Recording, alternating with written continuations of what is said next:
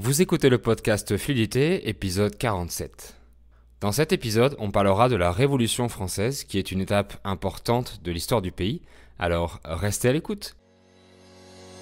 Salut, je m'appelle Fabien, je suis français, polyglotte et professeur de français. Vous êtes sur le podcast qui vous parle de culture, d'histoire ou de géographie française, d'astuces d'apprentissage et bien plus encore, dans un français naturel et facile. Bienvenue dans le podcast Fluidité. Bonjour et bienvenue dans ce 47e épisode.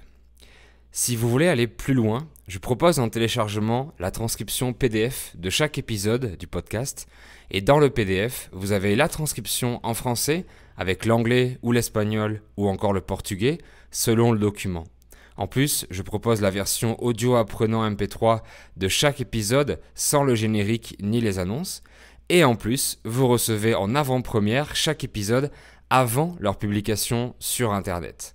C'est disponible sur ma page Patreon, je vous mets le lien dans la description Spotify et YouTube. Parmi vos réponses à mon sondage, vous êtes nombreux à m'avoir demandé de parler de l'histoire de France. Donc aujourd'hui, je vais donc vous raconter la Révolution française de 1789, qui est un moment clé du pays, comment elle a commencé et pourquoi. Vous allez tout savoir et comme d'habitude, je vous expliquerai le vocabulaire utilisé, les mots un peu plus avancés, etc. dans un français naturel.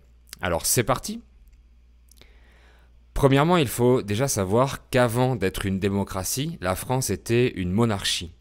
Je pense que le mot est assez similaire dans d'autres langues, mais la monarchie veut dire qu'un roi gouverne le pays et que le peuple n'a absolument pas le droit de voter.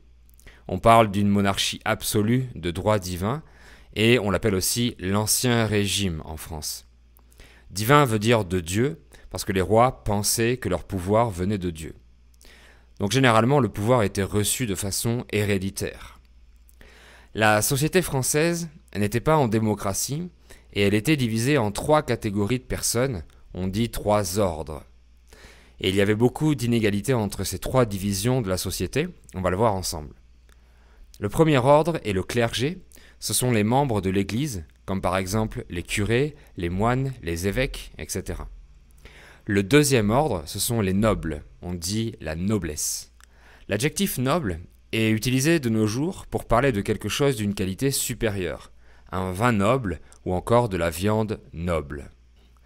Les nobles incluent le roi, son entourage et tous ceux qui s'occupaient de maintenir la paix et la justice dans le pays, ceux qui faisaient la guerre, etc. Et le troisième ordre, le reste de la population, environ 9 Français sur 10, il s'appelle le tiers-État. Un tiers, ça veut dire une seule partie de quelque chose divisé en 3. Si 2 personnes parlent entre elles, on dit une tierce personne de quelqu'un qui n'est pas dans la conversation. C'est pour ça que il ou elle, c'est la 3e personne du singulier ou du pluriel. En résumé, le tiers-État, donc le peuple, travaillait majoritairement pour les 2 autres ordres, le clergé et la noblesse. Et à cette époque, c'était généralement des paysans, mais il y avait aussi des commerçants, des artisans ou encore des ouvriers. Le clergé et la noblesse jouissaient de privilèges que n'avait pas le tiers-État. Le verbe jouir, c'est un synonyme de profiter de quelque chose. Je profite d'un avantage, je jouis de cet avantage. Mais on va plutôt utiliser le verbe profiter parce que maintenant, le verbe jouir veut dire arriver à l'extase sexuelle. Donc, n'utilisez pas le verbe jouir dans le langage courant, mais plutôt le verbe profiter. Par exemple, la noblesse et le clergé étaient dispensés d'impôts. Être dispensé de quelque chose, ça veut dire ne pas être obligé de le faire. Si votre enfant est malade, il sera dispensé d'aller à l'école, par exemple. C'est le même tiers-État qui verse une rente au clergé et à la noblesse. De nos jours, on ne dit plus une rente, mais un loyer, mais à l'époque, on disait une rente. En gros, le tiers-État travaille pour ceux qui sont au-dessus dans la hiérarchie, donc pour les 2 autres ordres, le clergé et la noblesse. Bon, est-ce que c'est vraiment différent de nos jours ? Pas tellement. Le clergé s'occupait de plusieurs rôles dans la société. C'est lui qui tenait l'état civil, où on enregistrait les naissances, les mariages et les décès par exemple, mais c'est aussi lui qui se chargeait de l'instruction publique, de la santé et du social, donc c'est le clergé qui crée et entretient les hôpitaux par exemple. Donc voilà comment était le système de l'Ancien Régime avant la Révolution française. Maintenant, on va parler de Lumière. Les Lumières est un mouvement culturel et littéraire de philosophes qui commence au XVIIe siècle. Des personnalités comme Newton ou Spinoza par exemple. Ce sont des philosophes qui s'opposent à des croyances religieuses. Selon eux, le progrès doit passer par la raison. Ils disent que cette raison éclaire la société et la fait avancer. Éclairer ici, ça veut dire mettre en valeur, valoriser. Et vers la fin du XVIIIe siècle, le mouvement progresse en Europe et surtout en France, avec des écrivains ou des philosophes comme Montesquieu, Voltaire ou encore Jean-Jacques Rousseau. Vous avez déjà certainement entendu ces noms-là. Et il y a beaucoup de lycées ou d'institutions scolaires qui portent ces trois derniers noms. Ce groupe de Lumière remet en question les principes de la monarchie absolue qui est installée en France.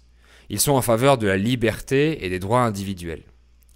Et parmi les idées qu'ils ont, ils veulent que le peuple puisse choisir ses représentants politiques, que le peuple puisse voter.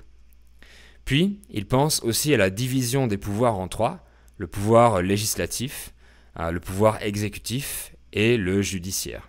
Et j'en ai parlé dans l'épisode sur le système politique en France d'ailleurs. Ils sont aussi pour la liberté d'expression, d'opinion et de religion. Ce qui est un peu tout le contraire du système de l'Ancien Régime, de la monarchie absolue à l'époque. C'est pour ça que le XVIIIe siècle est appelé le siècle des Lumières. Je précise que si vous cherchez Lumière sur Internet, vous pourrez peut-être voir des articles sur les frères Lumière, ceux qui ont inventé le cinéma, mais ils n'ont aucun rapport avec le collectif de philosophes. En tout cas, à la fin de ce XVIIIe siècle, et plus précisément en 1789, c'est le roi Louis XVI qui est au pouvoir, qui est roi. Cette année, la France est en difficulté financière et le roi est endetté à cause de dépenses de guerre, mais il y a aussi des crises financières et agricoles qui aggravent la situation économique. Être endetté, ça veut dire avoir des dettes, avoir des choses à rembourser à quelqu'un. Par exemple, j'ai une dette envers la banque, je dois rembourser de l'argent à la banque. Cette année, il y a eu de mauvaises récoltes agricoles, donc les prix de la nourriture ont augmenté. Par conséquent, la population ne peut plus acheter de quoi manger et ça va créer des fermetures de manufactures et des pertes d'emplois. Et la solution à laquelle pense le roi, c'est d'augmenter les impôts que paye le tiers-État. Le 5 mai 1789, il convoque une assemblée générale au château de Versailles qui rassemble des représentants des trois ordres, la noblesse, le clergé et le tiers-État. Mais évidemment, le tiers-État, le peuple, n'est pas d'accord avec cette hausse d'impôts. Exactement comme les Gilets jaunes n'étaient pas d'accord avec la taxe sur le carburant de M. Macron, alors qu'ils avaient déjà plus beaucoup d'argent. Et le tiers-État voudrait aussi que les impôts soient appliqués à tous, donc même au clergé et à la noblesse. Mais je vous laisse deviner que la noblesse et le clergé ne sont pas d'accord pour changer les règles et payer des impôts évidemment. Donc le 27 juin 1789, les députés du tiers-État, les représentants du peuple français, se réunissent alors dans une salle de jeu de pommes, l'ancêtre du tennis. La pomme, c'est la partie interne de la main. Ils se rassemblent dans cette salle parce que les autres salles leur ont été interdites, le roi les ayant fermées pour éviter les réunions rebelles comme ça. Durant cette assemblée, les députés font le serment, la promesse, de ne pas se séparer jusqu'à ce que le royaume de France adopte une constitution inspirée des idées des philosophes des Lumières. On l'appelle le serment du jeu de pommes. J'ai déjà parlé de la constitution dans le podcast sur le système politique. C'est en quelque sorte le mode d'emploi du pays, les règles les plus hautes possibles, que doivent appliquer tous les citoyens, même les politiciens par exemple. Donc les représentants du peuple, du tiers-État, sont bien décidés à maintenir leur volonté et à faire appel au peuple français pour se révolter. Et les Parisiens vont commencer leur petite révolution. L'accès à Paris était à l'époque contrôlé par des barrières, et le 9 juillet, ils décident de les détruire pour montrer leur insurrection. Insurrection, ça veut dire révolte. Pendant ce temps, le roi renvoie quelques-uns de ses ministres qu'il juge trop libéraux, trop en faveur du peuple. Le peuple apprend la nouvelle et un député invite la foule à prendre les armes contre le gouvernement du roi. Les Parisiens se rassemblent encore plus et les émeutiers forment une foule de 80 000 personnes.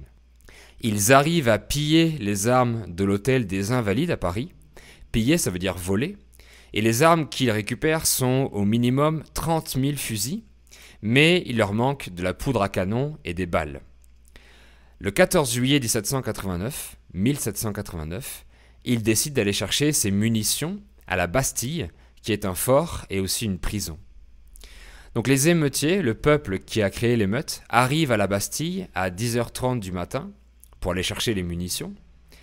Et après une bataille avec plusieurs morts évidemment, le gouverneur du fort renonce et laisse entrer les révolutionnaires. Donc les Parisiens sont maintenant armés de fusils et de munitions. Et à ce moment, on se rend compte que la révolution a bel et bien commencé. La prise de la Bastille est donc un événement très symbolique parce que le fort représentait les pouvoirs du roi. Donc cette victoire provoque une vague d'agitation sociale dans tout le pays.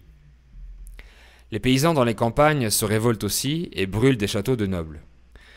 Face à toute cette pression et cette émeute générale, dans la nuit du 4 août 1789, les députés décident d'abolir les privilèges pour tout le monde, ce qui veut dire que tous les citoyens auront les mêmes droits, qu'ils soient de la noblesse, du clergé ou du tiers-état.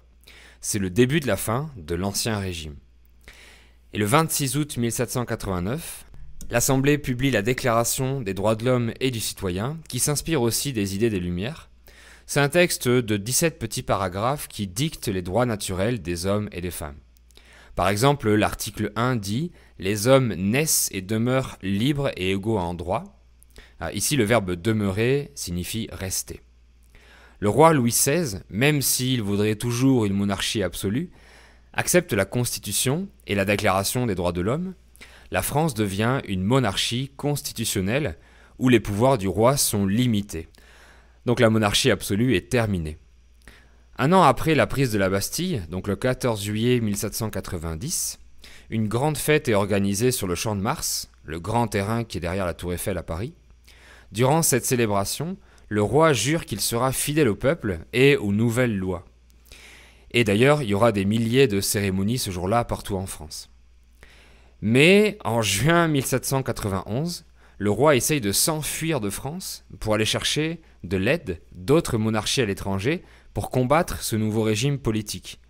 Il veut trahir la France après avoir juré qu'il serait fidèle. En fait, il veut revenir à la monarchie absolue. Mais il est arrêté à Varennes en France, et à partir de ce jour, plus personne ne lui fait confiance.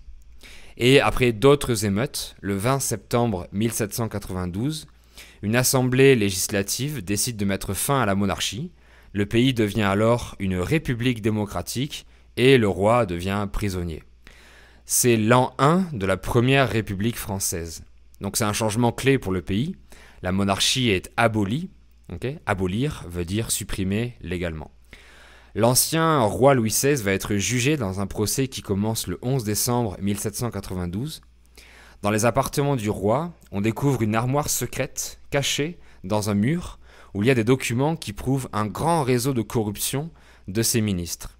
Donc en plus d'être un traître, il était corrompu. Donc suite à ce procès, le jugement tombe et le roi est condamné à mort. Et le 21 janvier 1793, il est décapité, place de la Concorde à Paris, devant le peuple. C'est la place où il y a un grand obélisque à côté des jardins de Tuileries. Décapité, ça veut dire qu'on lui coupe la tête à la guillotine. Donc on dit qu'il est guillotiné. Et en montant sur la guillotine, le roi a quand même dit qu'il était innocent de tout ce qu'on l'accusait, et il a également dit que mon sang soit le ciment du bonheur des Français. En clair, il a souhaité le malheur aux Français. Bref, il a été malhonnête jusqu'à la dernière minute. On en profite aussi pour guillotiner sa femme Marie-Antoinette quelques mois après. Bon, je vous rassure, ça fait longtemps que la guillotine n'existe plus, et de nos jours, la peine de mort a été abolie en France en 1981 par le président François Mitterrand. Suite à ça, il y aura en France une période de terreur avec beaucoup de guerres civiles, jusqu'à ce que Napoléon Bonaparte prenne le pouvoir en 1804. Et la suite, vous pourrez l'écouter dans l'épisode 36 sur Napoléon. Depuis ce temps, le 14 juillet est le jour officiel de la fête nationale française. C'est un jour férié, donc c'est un jour où les Français ne travaillent pas en France. Dans beaucoup de villes, Ce jour-là, on organise des fêtes et on tire des feux d'artifice. Donc des fusées avec des explosions. Donc si vous êtes en France le 14 juillet prochain, vous saurez exactement ce qui s'est passé ce même jour de 1789. Voilà, maintenant vous savez tout sur la Révolution française. Je vous remercie beaucoup d'avoir écouté et je vous dis à très bientôt pour un nouvel épisode. Bye bye. ¿Eres hispanohablante, principiante o intermedio en francés? ¿Quieres conocer toda la gramática de forma conversacional para aprender a hablar con confianza? Te propongo una clase de muestra gratuita conmigo de mi programa Fluidité y te daré una estrategia completa para tu camino hacia tu fluidez. Te dejo el link en la descripción del episodio.